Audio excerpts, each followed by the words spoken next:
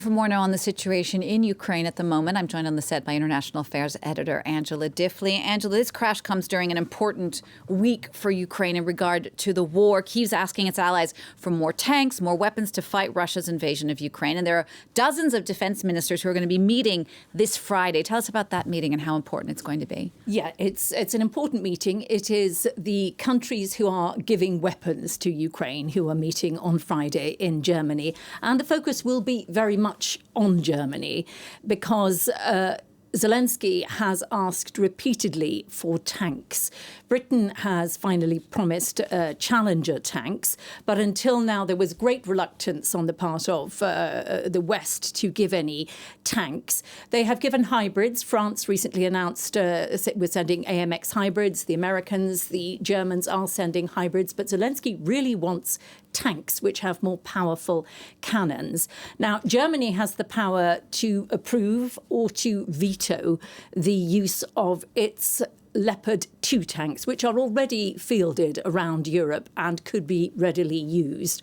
And so far, Germany has generally been seen to be foot-dragging.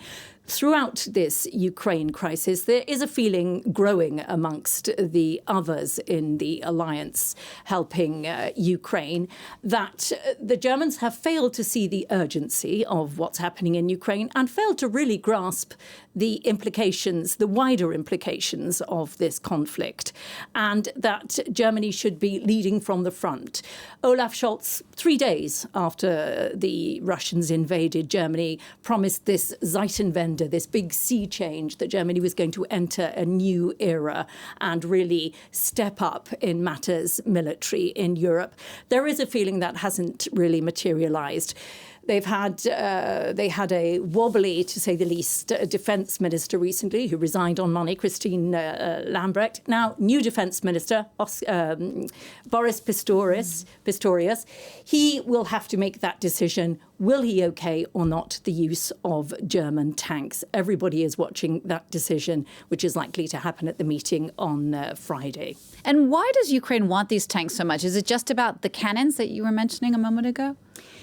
It is very much because they are suited to the next stage. And there is, amongst military experts, an opinion that the war is at a bit of a stalemate at the moment. And a stalemate suits Russia better than it suits Ukraine. It gives the Russians time to prepare another offensive.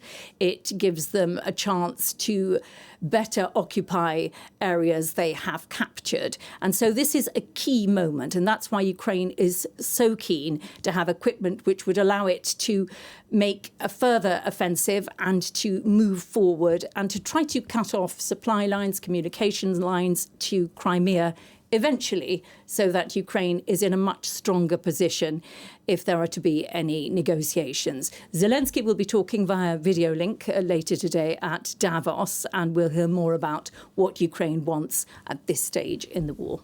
Angela, thank you for that. France 24's Angela Diffley.